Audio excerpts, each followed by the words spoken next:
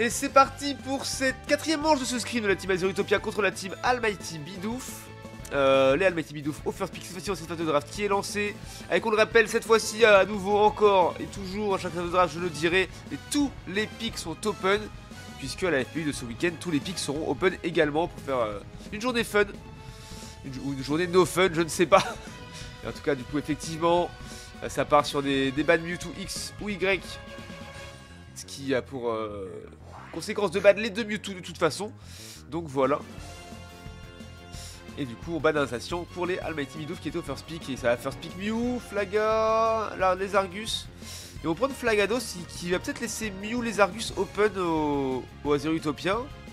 Et ce qui peut être compliqué, hein, d'avoir deux picks de Rocket comme ça. Après, selon la compo que je... Non, ça change, ça prend Mew. On va faire sécuriser et laisser Flagados open, tant pis. Ça prend Flagados ou pas, et pas les Argus. Ça laisse les Argus open pour les autres après. À voir, après, ça call directement le jungler. Donc on peut créer une dive derrière, c'est vrai. Donc faut se méfier un petit peu de ça.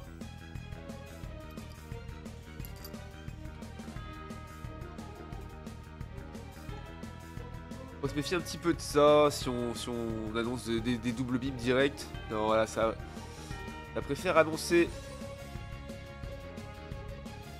le tank et le support avec un bloc coton et un Noctali.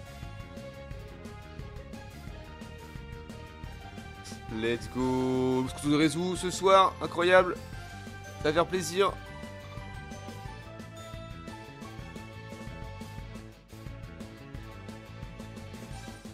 Et du coup, un les Argus pick par ZV. Ce qui est bien de pick les Argus à ce moment-là de la draft, c'est qu'il peut être joué en jungle comme en DPS bot lane. Et on s'adapte avec le dernier pick que jouera Pacid.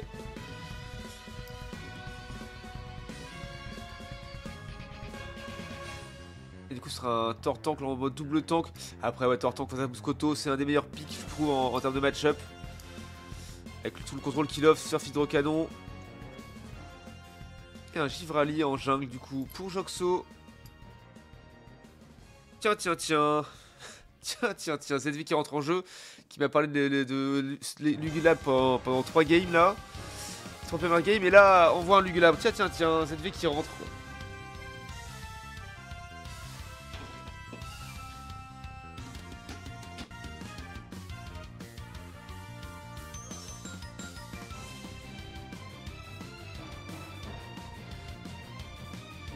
Alors, stacking pour Lou Alpha. Tac. Et du coup, ça sera ZV bot lane avec les Argus. Et bien Pacid avec Lugulabre en jungle. Il y a hâte de voir ce que ça donne, puisque effectivement, ça fait très longtemps qu'on n'a plus vu de Lugulabre en compétitif. Puisque Lance-Flamme n'est pas si fort que ça comparé à un pic de légende, appel de légende, qui est surchauffe bien sûr. Allez, c'est parti.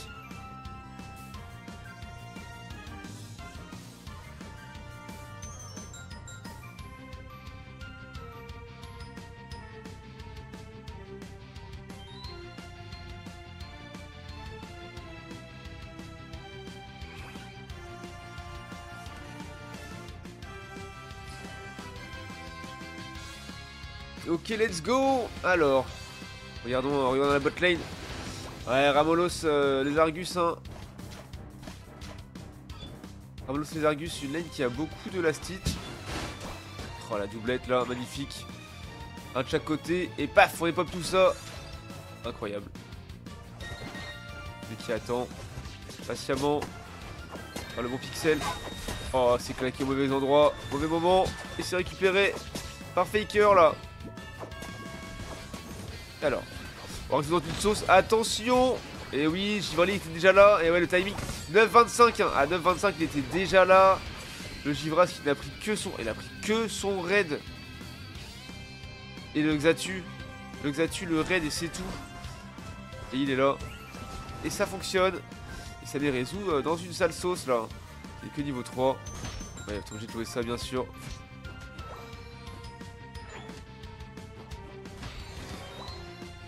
Ok, Jean-Mi qui est un peu agressif là, dans sa pause. Se buissonner, ça charge les auto-attaques pour les booster.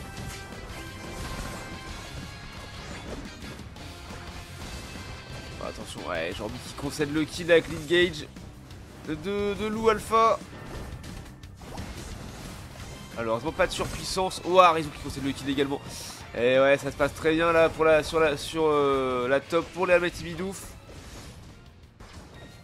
Voilà, c'est qui s'en sort un pixel, c'est GG.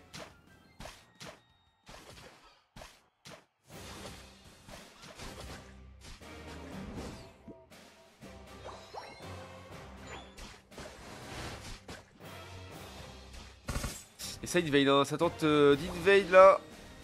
Mais le bleu a été récupéré par Passide. Quand on est dans une sauce qui va sauter un. Voilà, Lou est à niveau 16 alors que Rizou n'est que 5. C'est un no match pour l'instant. 67 à 0. Pour l'instant également en termes de scoring pour les Almighty Bidouf. Quand on aurait voulu prendre ce trou dimensionnel mais qui n'aura pas eu le temps d'y aller. Et bonsoir Moumouche.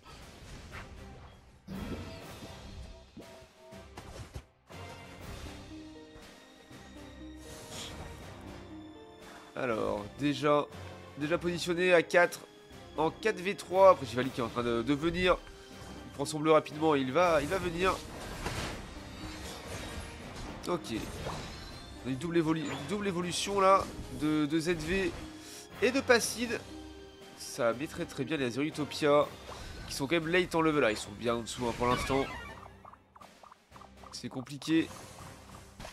Et il préfère concéder. C'est un Régistyle malheureusement, mais bon, il préférait le concéder pour faire un push sur la botte.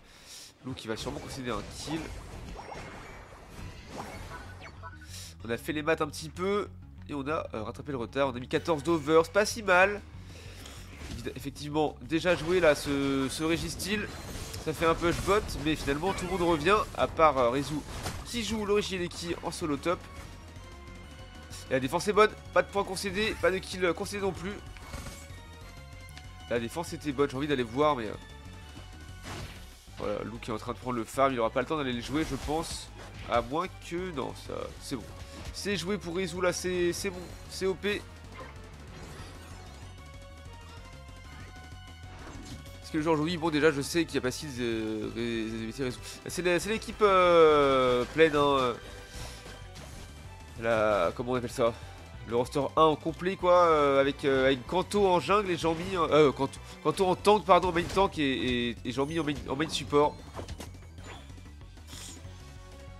Non bah Nissou c'est un sub, il jouait avant et là il est sorti pour laisser rentrer ZV. Un substitute, un remplaçant. Ah donc dans une sauce là.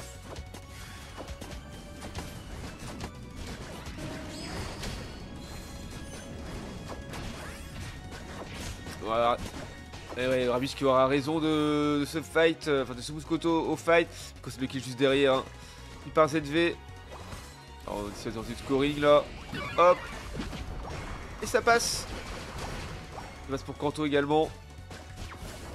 Quand on est en train de scorer et qu'on est imbloquable, on peut pas se faire ramener au T4. Ça c'est bon à savoir aussi.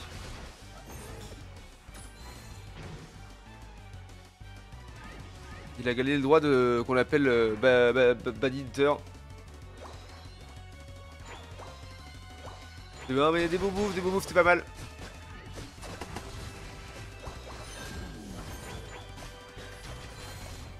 Lui qui a pris une sauce, qui va prendre son portail. Qui va faire quoi? Qui va essayer de le choper, Lou. Il a un petit niveau de retard, enfin, presque 2 d'ailleurs hein, finalement. Je vois plus la dernière, mais chez Visco et j'ai pas score. Ouais, ça arrive. Hein. C'est pas grave. C'est un entraînement. On est là pour faire des erreurs en entraînement pour pas reproduire ça en match officiel de compétition. Et ouais. L'ult ou pas qui est parti. Ça ramène tout le monde. Radar Azur qui est claqué. Kesuki à son 10. Attention. Oh, attention au surf. Sous contrôle là. Il va faire un ult bien sûr. Il s'est fait flag à psycho. Cancel ult. Et c'est récupéré par Passide et son Lugulabre. Ouf, donc il a pris une méga sauce là avec Tortank et il concède le kill.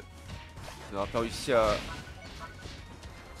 le tuer, à le faire tomber ce Tortank. Je vais être là le jour de la compète. Bah c'est dimanche, hein, tous les dimanches. Cette fois-ci sera sur la chaîne de Pump à 20 h. Bah j'étais au Caucase la semaine dernière avec Pump, hein, donc éventuellement je le serai encore ce dimanche, on va voir, faut que je MP. Avant tout pourquoi pas, ce serait un plaisir. Oh bien joué de la part de Joxo d'avoir fait le Regileki top lane rapidement avec son Givrali, c'est propre. Et donc il va pouvoir défendre. J'ai envie qu'il ait monté défendre également aussi.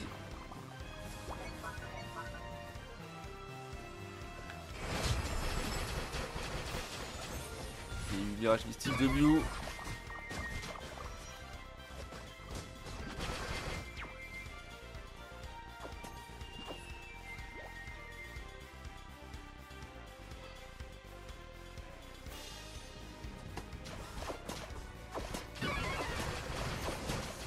Alors, Arbus qui tank de fou. Oh là, le bon portail là qu'il a pu prendre Kanto, ça a fait du bien. Ah, Joxo qui arrive en légende et qui prend un double kill là-dessus. Enfin, qui crée une occasion de double kill et le triple hein, qui est parti pour les Almighty là. Dommage, Rezu qui voudrait y aller, mais.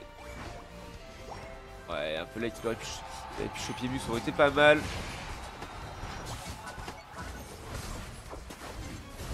Ouais, c'est bien de les empêcher de score en soi, puisque ils auraient fait un gros over.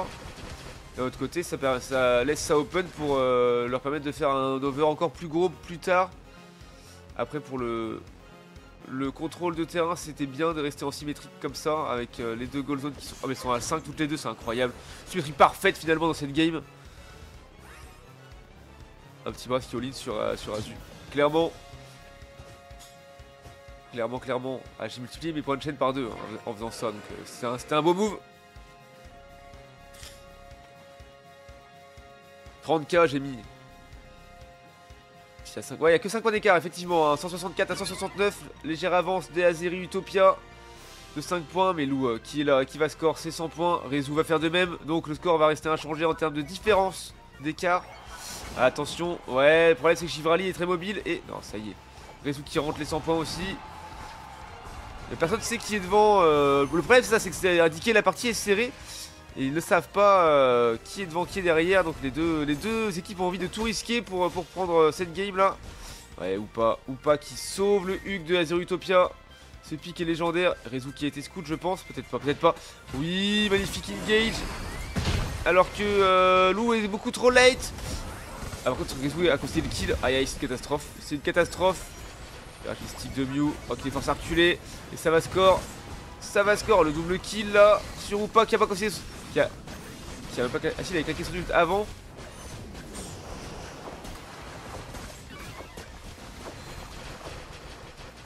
Attends, il veut pas tomber. C'est une dinguerie ce pic, il est insupportable. Tortank. Je le déteste, je le trouve trop fort et trop dur de jouer contre lui. Ok. Ils ont pas réussi à score les 80, mais ils sont toujours devant, mais ils savent toujours pas qui ni pourquoi. Ok. Ils sont 4v1, ok. Alors peut-être, Rezu qui est de retour. Alors peut-être. Oui, les 100 points de Kanto qui sont passés en légende, let's go. La cage musclée de Rezu, très énervé. De pas avoir pu faire le trade juste avant, puisqu'il s'est fait des pop instant. Et maintenant, il faut juste défendre la T1. 10 secondes de jeu, c'est terminé, c'est match. D'ailleurs, depuis quand ça n'est plus ban la surchauffe de Lugulabre? En scrim, chacun fait ses règles. Alors, au-delà que en scrim, chacun fait ses règles, c'est surtout qu'il s'aligne sur les bans LFPU. Comme annoncé tout à l'heure avant la game, en LFPU cette semaine, il n'y a rien qui est ban, aucun Pokémon. Mewtwo, XY sont open, Mimikyu est open, Lugulabre est open avec son pleine surchauffe également. Du coup, ils ont décidé de s'entraîner à ce scrim avec les règles de ban et l'FPU de ce week-end. Et du coup, c'est avec effectivement rien qui est ban. C'est pour ça. Alors jusqu'à maintenant l'info c'est juste cette semaine, donc voilà. Et comme le match de ce week-end c'est effectivement Almighty Bidoof contre Azeri Utopia, du coup voilà. Du coup ils ont envie de s'entraîner dans des vraies conditions qu'il y aura dimanche. Et c'est un GG pour les Azeri Utopia qui remporte cette manche-ci. Alors, tu es sur le tableau des scores. On est à 12 kills d'un côté pour les Almighty Bidoof contre 10 seulement hein, pour les Azeri Utopia qui étaient un petit peu en dessous toute la game et qui ont réussi à faire un fight final À la fin, ils ont eu beaucoup de chance, je pense, mais ils ont su rester solides et le push sous T1 Zero Utopia a été fatal hein, pour les Almighty Bidoof, malheureusement. Pour eux, ouais, Faker avec son Mew 107k de dégâts, top dégâts de la game, incroyable. Derrière, on a ZV 113k avec son Lézargus. Ensuite, c'est Passy 56k avec son Lugulabre. On a Lou 47k avec son Tortank. Jormi 43k avec son Hoopa en légende. 41k pour Joxo. Allez, d'un Rizou 26k. Cap de game. Il a fait à peine plus que le plan coton de Sly.